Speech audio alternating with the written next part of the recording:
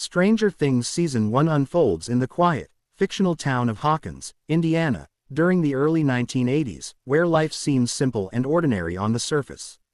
The story begins with a group of young friends, Mike Wheeler, Dustin Henderson, Lucas Sinclair, and Will Byers, spending an evening playing a fantasy board game. On his way home, Will mysteriously disappears after encountering something terrifying on a dark road. His sudden absence sends shockwaves through the town, especially through his loving but emotionally fragile mother, Joyce Byers, and his older brother, Jonathan. While the police initially suspect a normal missing person case, Joyce feels deep in her heart that something unnatural has happened to her son. As the search for Will begins, Hawkins Police Chief Jim Hopper takes charge of the investigation. Hopper is dealing with personal trauma from the loss of his daughter, which has left him emotionally distant and cynical. Despite this, he takes the case seriously and soon realizes that things are not adding up. Strange reports, secretive behavior from officials at the nearby Hawkins National Laboratory, and unexplained deaths suggest that something far darker is hidden beneath the town's calm appearance. Meanwhile, Will's friends refuse to believe he is gone forever. Determined to find him, they venture into the woods near the laboratory, where they come across a strange, frightened girl with a shaved head, wearing only a hospital gown. She barely speaks but reveals her name as 11. The boys soon realize that she possesses extraordinary telekinetic powers, including the ability to move objects with her mind.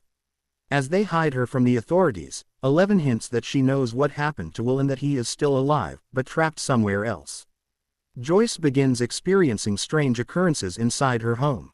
Lights flicker on and off, walls seem to breathe, and she believes Will is trying to communicate with her through electrical signals.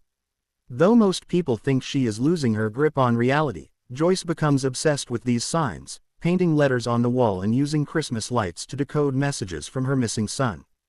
Her belief that Will is alive is one of the most emotionally powerful elements of the season, showing a mother's unbreakable bond with her child.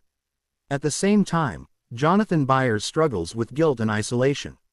While investigating strange sounds near his home, he accidentally captures unsettling images on his camera, including a terrifying humanoid creature.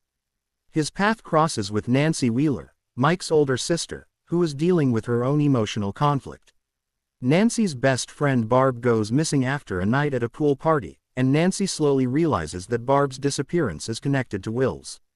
As Nancy and Jonathan work together, their investigation leads them closer to the horrifying truth about the creature stalking Hawkins. Chief Hopper's investigation takes a darker turn when Will's body is discovered in a quarry.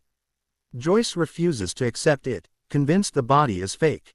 Hopper, suspicious of the situation, secretly performs an autopsy and confirms that the body is a replica, planted to end the search. This revelation pushes him to confront Hawkins' lab directly. He breaks into the facility and discovers that the government has been experimenting with psychic abilities, particularly on children like 11, and that these experiments have torn a hole into another dimension known as the Upside Down. The Upside Down is revealed to be a dark, decaying mirror of the real world, filled with toxic air and deadly creatures. Will has been trapped there since his disappearance, constantly running and hiding from a monstrous predator later known as the Demogorgon. Through Joyce's Christmas lights and brief radio signals, Will manages to communicate his location, giving his family and friends hope that he can be saved. 11's backstory slowly unfolds, revealing that she was raised inside Hawkins' lab as a test subject, forced to use her psychic powers under the control of cold and manipulative scientists. She escaped after accidentally opening the gateway to the Upside Down and allowing the monster to enter the real world.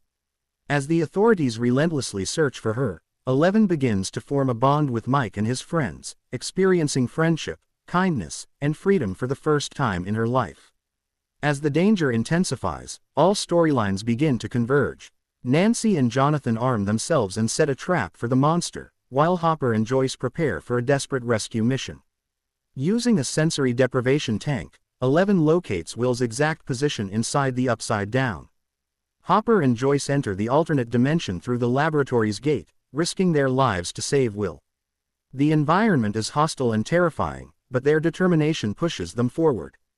The children face the Demogorgon inside their school, using fire, weapons, and 11's powers to fight back. In a powerful and emotional climax, Eleven sacrifices herself to destroy the monster, seemingly disintegrating along with it. Her disappearance devastates Mike, who believes he has lost her forever. Hopper and Joyce successfully find Will, unconscious and barely alive, with a strange organism lodged in his throat. They bring him back to the real world, where doctors manage to revive him. Hawkins appears to return to normal, and the community begins to heal from the trauma. However, the victory is incomplete. Will survives but remains connected to the Upside Down, coughing up a dark slug and experiencing disturbing visions that suggest the portal between worlds is not fully closed. The season ends on a bittersweet note. While Will reunites with his friends and family, and Hopper secretly leaves food for Eleven in the woods, it becomes clear that the supernatural threat still exists. The Upside Down has left a lasting scar on Hawkins, setting the stage for even greater dangers in the seasons to come.